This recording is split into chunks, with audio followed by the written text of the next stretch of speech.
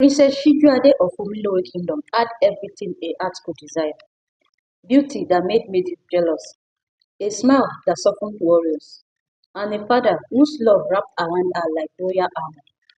King Adewale was a ruler the people adored, a man whose justice carried weight and whose laughter warmed the palace halls. To Shijuade, the palace was more than home, it was a world.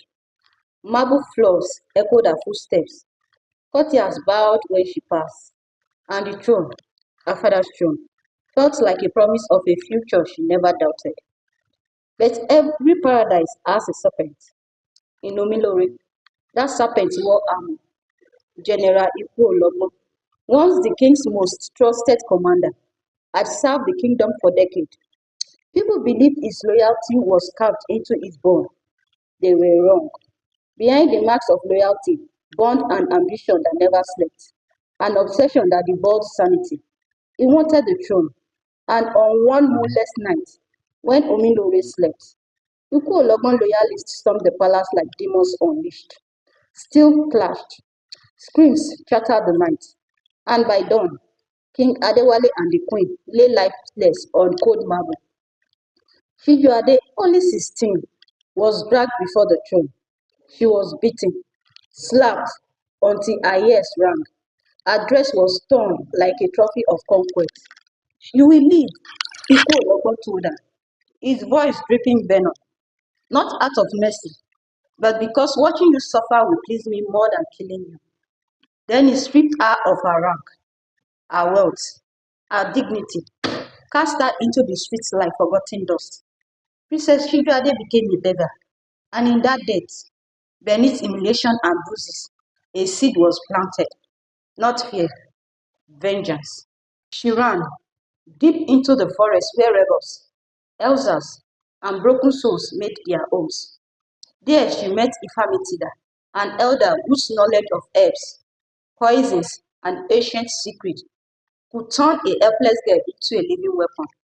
Shijuade, once pampered, learned to bleed, to fight with bare hands, to wed knives until they felt like extensions of her fingers, to disappear into shadows and reappear like breath on a warrior's neck. Her muscles hardened, her mind sharpened. Revenge is not fire, Ifamitida always said, as she ground herbs beneath her palms. Fire destroys everything, even the one who lights it. Revenge must be water, slow, patient, unstoppable. For 8 years, Shijuade transformed. The girl died. A soldier rose in her place. When she returned to Omilore, no one recognized her. She had grown taller. Her eyes were twin blades. She hid her identity beneath a commoner's name, Abeni, and slipped into the kingdom. Ikuologbo ruled with fear, but every tyrant have weaknesses. His was his son, Ikuopami. Unlike his father, Ikuopami's heart was soft. He wandered among the poor in disguise, offering food and coins, laughing with children, listening to wandering poets, and it was in the markets among traders and beggars that he met Abeni. At first, Shijuade hated his bloodline, his name, his oblivious kindness. But as weeks turned into months, she found herself watching him longer than necessary. He wasn't cruel, he wasn't corrupted, and sometimes when he spoke, she felt the ghost of her old self twitch awake. One day he stopped her after yet another chance meeting. Avenue, there is something about you, he murmured, searching her face. There is sorrow in your eyes. Yes, but also fire. Who are you really? She lied.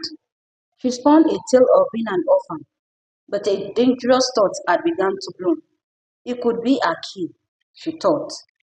She used him slowly and carefully. Through Ikuopami, she gained access to the palace, to the corridors forgotten by the guards. She learned the routines, the weak points, the secrets. At night, she met rebels in shadows. Food supplies rotted mysteriously. Guards deserted. Gold vanished before reaching the treasure. Rumors flew like arrows. Ikú power crumbled grain by grain. But Shijuade's sharpest weapon wasn't poison, it was patience. One night, Ikú led her to a hidden garden in the palace. Candlelight flickered against the petals of night-blooming flowers. I want you to stay here, he said softly. Stay here with me. My father, he never asked to know. But when I rule, I will rule differently. I promise you. For a moment, her heart waved. She had trained to kill, not to feel, not to love. And yet, his sincerity pierced out like an arrow she never expected. But the ghost of her parents rose behind her eyes. Their cries drowned her moment of weakness. She kissed him not out of love, but resolve. Every bond she made was another chain around Iko Ologon's neck. The annual festival arrived, a day when the entire kingdom flooded the palace square with drums, laughter, and color. No one suspected the maid in simple wrapper carrying a cup of wine. Shijuade moved through the crowd, silent and steady. In her hand, the goblet gleamed. Inside it swirled infirmity that slowest, cruelest poison. She offered it directly to Iku Ologbon. He didn't look at her twice. Why would he? The girl he broke 8 years ago was dust to him. He drank proudly. Minutes later, his drink twisted into terror. His body jerked violently. The crowd screamed. Guards scrambled. And Shijuade stepped forward. Her voice rose like thunder. I am Shijuade, daughter of King Adewale. For the innocent blood you shed. She paused. She slipped out her sword and pierced it in Ikologon's heart. She muttered, blood for blood. The kingdom erupted. Some guards threw down their weapons and knelt. Others fled. The people rallied for justice, for liberation, for their lost queen. Ikologon collapsed at the foot of the throne he stole. His reign ended in the same blood he spilled. But victory has a strange companion, because through the chaos, Ikopami appeared, his eyes filled with betrayal. Shijuade, it was you. All this time, her throat tightened, tears flooded her vision. Your father murdered man, she whispered. I could not let him live. And me? His voice cracked. Was that part of your revenge too? She wanted to say no. She wanted to tell him it was the only softness she had left. But lies were poison, and she had swallowed enough. I'm sorry, she breathed. His face hardened, fully iron. You are no different from him. Those words cut deeper than any blade. He turned and walked away, leaving her with her crown, her victory, and her emptiness. The kingdom hailed Shibuade as queen. She restored peace, freed prisoners, rebuilt homes, brought justice back to the land. Poets sang of her bravery. Children whispered her name with awe. The throne belonged to her at last. But at night, when the palace grew quiet and her crown sat heavy on her head, she thought not of triumph, but of Ipo Pami's wounded eyes. Infirmity that words echoed through her mind. Revenge must be water. Yes, she had drowned Ipo Ologbon, but in doing so, she had drowned love, drowned innocence, drowned the parts of her that once knew how to bloom.